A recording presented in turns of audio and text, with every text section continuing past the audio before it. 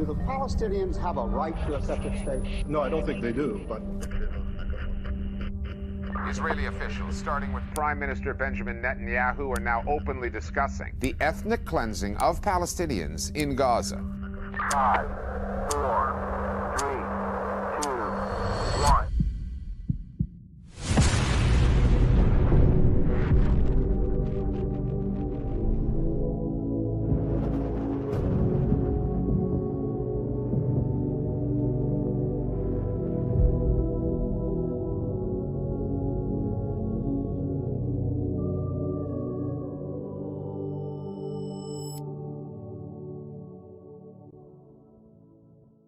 Бүгінде Палестина жерін тартып алған адамдар ғибадатхананы қайта салуға тырысады. Біз бәріміз көп ұзамай Иерусалимде 3-ші ғибадатхананың салынғанын көреміз. Және біз президент Трамптың Иерусалим мен еврей халқы үшін жасаған істерін құрметтейміз.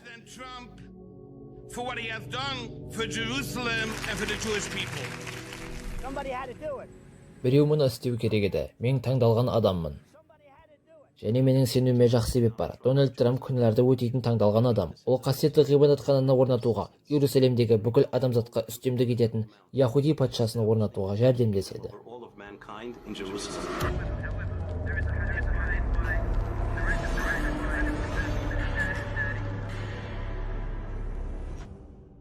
Олар оны қайта салған кезде, олар келесі мақсаттарына көшеді. Ол ұлы Израиль жобасы.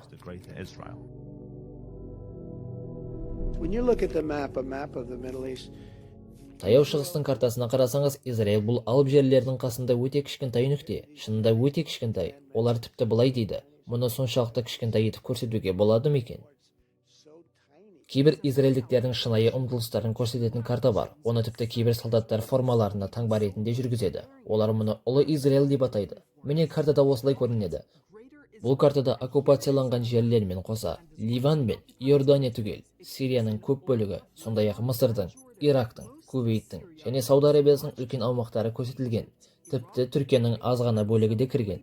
Бұл идея бұрыннан келе жатқан сионизмнің негізін қалаушы Теодор Герцельдің күнделігінде айтылған. Ол 1898 жылы болған. Премьер-министр Беньямин Нетаньяху Нью-Йорктегі Біріккен ұлттар ұйымы бас ассамблеясының баяндамасында бір картаны көрсетті. Ол картада оккупацияланған батыс жағалау мен Газаны айтпады. Бұл картада олар Израиль құрамына кірген етіп көрсетеді. Бұл өзеннен теңізге дейін созылатын Израильдің шекараларын сипаттайтын идеялардың бір бөлігі. Бізде бұл жайында хадис бар. Байт-аль-Мақдистің Иерусалимнің қайта салынуы Мединаның жойылуына алып келеді. Ал Мединаның қирауы Армагеддон соғыстарының басталуын білдіреді.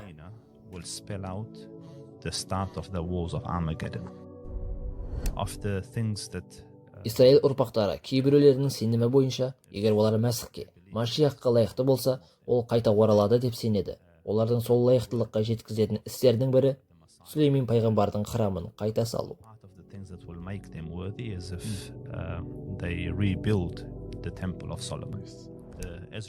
Израиль ұрпақтары, немесе біздің Яхуди туыстарымыз Сүлеймен пайғамбардың храмын қайта салуға бел буған, және бұл жөнінде бізде бір хадис бар.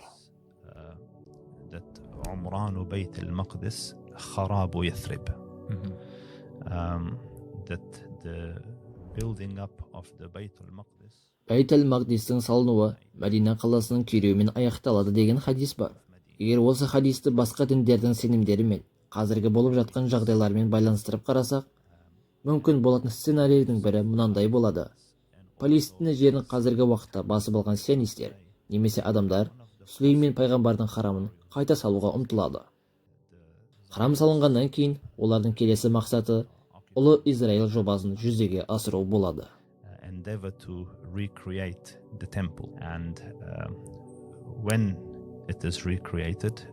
They will try to move to their next ambitions, which is the greater Israel. Өйткені олардың Мәсіхі, Мессиясы, бүкіл әлемдік патша болып табылады. Олар үшін ол тек жергілікті патша емес, бүкіл әлемге билік жүргізеді деп сенеді. Иерусалимдегі құрылыс жұмыстары Мәдинаның қирауына себеп болады. Бұл өте жаңа әрі ерекше нәрсе. Егер түсіндіріп берсеңіз, бұл нақты нені білдіреді? Бұл хадис сахих, сенімді хадистер жинағында келтірілген.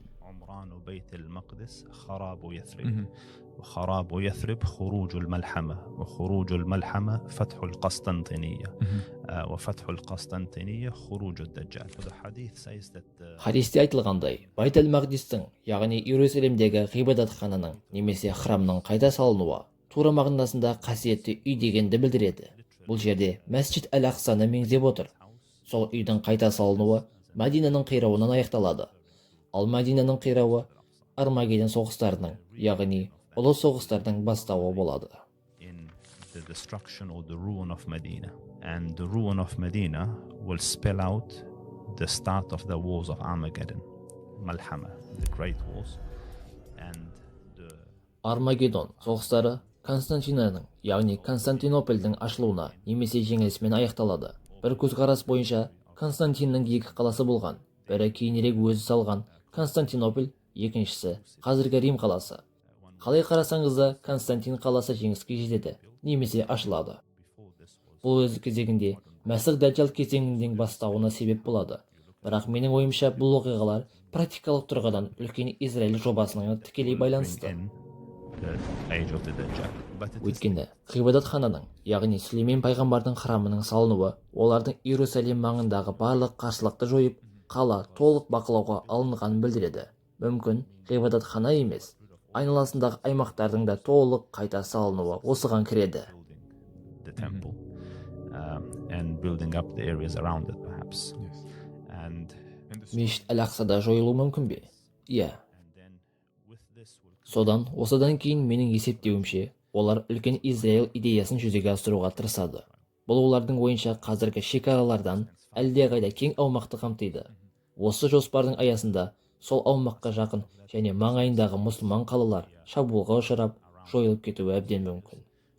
Және де пайғамбарымыз саллаллаху алейхи уассалам мынандай хадис айтқан: sallallahu alayhi wa sallam, where he said, آخر قرية الإسلام خرابا المدينة. бірақ олардың жоя алатын соңғы қаласы Мәдина қаласы болады. Біз үлкен Израиль жайында көп айттық. Енді аздап түсініктеме беріп кетейік. Үлкен Израиль дегеніміз не? Жуырда біз Газадағы израильдік сарбаздардың үстінен үлкен Израильдің картасын бейнеленгенін көрдік.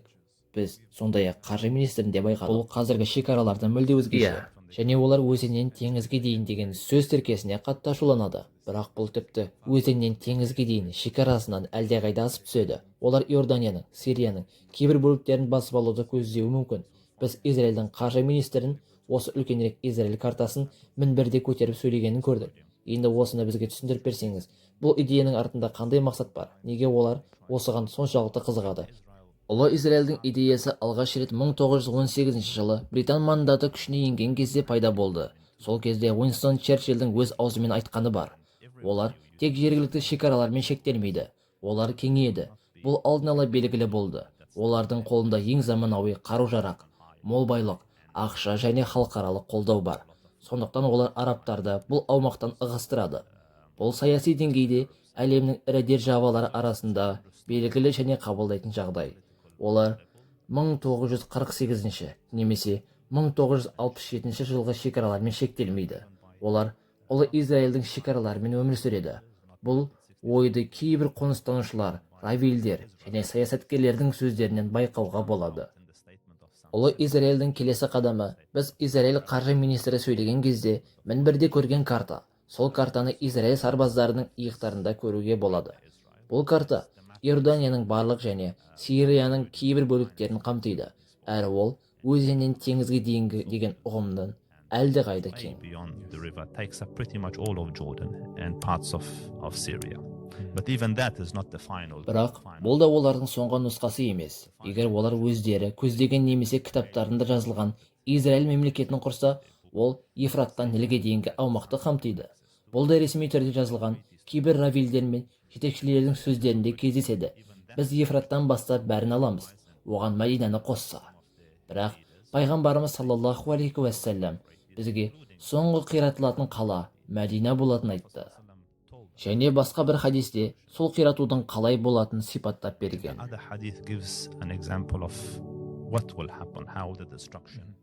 Расулулла былай деп айтты: Sallallahu alayhi wa sallam said, لا يتركن المدينة على أحسن ما كانت You will leave Medina. Сендер Мәдинаны тастап кетесіңдер, оны бос қалдырасыңдар.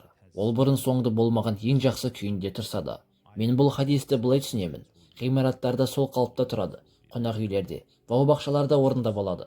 Сонда өзіміз логикалық сұрақ қоямыз. Неге мұсылмандар Мәдинаны тастап кетеді? Себебі, мұсылмандардың Мәдина қаласына деген сүйіспеншілігі айқын. Біз мыңдаған шақырымдар жүріп, сол жерге бірнеше күн болу үшін барамыз. Инфрақұрылымдар ешқандай ақау жоқ. Бәрі орында. Хадисте де бау-бақшалар бар екен айтылған. Яғни бұл табиғи себеппен тасып-талқан болатын емес. Басқа бір мәжбүрлі жағдаймен салдары. لَيَدَعَنَّهَا مُذَلَّلَةً 40 عاما. You will leave it in a... Сендер Мәдинаны тастап кетесіңдер. Оның жемістері салбырап тұрған кезде, яғни бақтар жайнап тұрғанда, бәрі аман болғанда, бұл 40 жолға созылады. Сонда неге мұсылмандар Мәдинаны тастап кетеді? Басқа бір хадисте бұл жағдайдың мүмкін себеп жайын ишаралап береді. Пайғамбарымыз саллаллаху алейхи уассалам айтты: сендер Мәдинаны оның ең жақсы шағында тастап кетесіңдер. Оны құстар мен жыртқыш аңдарға қалдырасыңдар. Сонда кейін хадисте былай жалғасады: Мәдинаға соңғы болып кіретіндер Мусадан шыққан 2 бақташы болады. Пайғамбар нақты руын атаған. Олар қой ешкілерін айдап Мәдинаға кіреді. Қаланың мүлде бос тұрғанын көреді. Хадистің басқа бір нұсқасында олар кірген кезде жабайланған қойларды көреді. Яғни бұрын үйреншікті жуас мал жабайға айналады. Мәдинадан шығып кеткенге дейін олар бұл өзгерісті көреді. It could possibly mean that when they come into it, the animals will become wild. Like the tamed sheep will become wuhush. And by the time they leave the city of Medina and reach Thanayat al-Wada, the limit to... Бұрынғы замандарда қонақтар қаладан шықпас бұрын белгілі бір шекке дейін шығарып салынатын. Бұл орын қоштасу нүктесі деп аталатын. Сол жерге жеткенде хадисте айтылған 2 бақташы жерге құлап өліп қалады. Егер осыны терең ойлап сараптасаңыз, қала толық тұрғызылған, инфраструктура сақталған. Бірақ адам қалмағаны соншалық хадисте айтылғандай, қасқыр келіп мінбарға зәр шығарады. Оны тоқтататын ешкім болмайды. Сонда бұл 2 адам, 2 бақташы қалаға кіріп бір шама уақыт болып, қаланың шекарасына бірнеше шақырым ғана алыстағанда, екеуі де кенеттен өліп қалады. Бұл нені білдіруі мүмкін? Мүмкін жорамал, қаланың ауасының химиялық шабуыл жасалған болуы мүмкін. Яғни улы ауа болуы мүмкін. Немесе физикалық құрылыс материалдардың радиалдық улы әсеріне ие болуы мүмкін. Не болмаса биологиялық шабуыл жасалып, індет таралған болуы мүмкін. Physical walls and all of that you touch it affects you, or there's a biological... Бұл адамдарға арнайы бағытталған немесе жүйке жүйесіне әсер ететін неврологиялық шабуылы болуы мүмкін. Мұнда арнайы зат қолданылады. Ол барлық тірі нәрселерді есінен тандырып, адамдарды өлтіріп тынады. Себебі хадистегі бір түсіндіру бойынша жануарлар тағалып, жабайланып кетеді, немесе есінен адасады. Сонда бұл Байтул-Мақдистің гүлденуі, Мәдинаның қирауы болады. And Kharabu Yathrib. Және бұл әрине сіз айтып кеткен Армагеддон соғыстарының, яғни апокалиптикалық шайқастың басталуы себеп болады. Одан кейін Константинопольдің ашылуы болады. Бұл қай Константинополь екені маңызды емес. Қайсысы болса да, содан соң ең соңында Даджалдың келуі орын алады. Мәдинаның қирауы мұсылмандардың оянуына себеп болады. Сол кезде олар әділ басшылықтың төңірегінде жиналады. Пайғамбарымыз саллаллаху алейхи уассалам бізге бұл үмметтің ісі 12 тура жолмен жүретін басшы, имам келгенге дейін аяқталмайтын хабарлаған. Бұл жөнде әртүрлі пікірлер бар. Кейбіреулері бұларды Абу Бәкір радиаллаху анху заманынан бастап санап 12 адам деп есептейді. Басқалар тарихта 12 әділ басшыны іздейді. Ал менің сөйлеп тұрған адамның сенімім бұл 12 имам ақыр заманға жақын уақытта бір топ болып келеді. Себебі пайғамбарымыз саллаллаху алейхи уассалам хадисте бұл іс аяқталмайды деп, оның заманның соңғы ретінде сипаттаған. Сондықтан, исламның соңғы қаласы Мәдина құлаған кезде бұл 12 тура басшы келуі кезеңі аяқталады. So when the destruction of the last city of Islam happens in Medina, people will gather. Адамдар Хиджаз аймағындағы басшының айналасына жиналады. Ол қазіргі Сауд Арабиясының мекеніндегі Мекке мен Мәдина. Сол кезде 12 әділ басшы бірінен кейін бірі келеді. Бұл жаңа дәуірдің басталуы болады. Менің түсінгенім бойынша бұл дәуір пайғамбарымыз саллаллаху алейхи уассалам хабарлағандай исламның соңғы қаласы Мәдинаға қираған кезде басталады. Қалыпты ислам қалалары бұдан кейін бүлденеді, күйрейді. Осы кезде үмбет әлсіреп, шашырап қалады. Бірақ қайта құрылу процесі басталады. Бұл қалпына келу кем дегенде 40 жылға созылады. Өйткені хадисте айтылғандай, Мәдина 40 жыл бойы бос қалады. Кейін Мәдина қайта қоныстанып гүлденеді. Ақырында Дәджжал пайда болады. Және сол кезде Мәдина қайта халыққа тола болады. Бірақ Дәджжал Мәдинаға кіре алмайды. Ол қауіпсіз мекен. Бұл нені көрсетеді? Бұл жер ұзақ уақыт екенін көрсетеді. Осы аралықта 12 басшы имам келеді. Сол 12 имамның соңғысы Мәхди болады.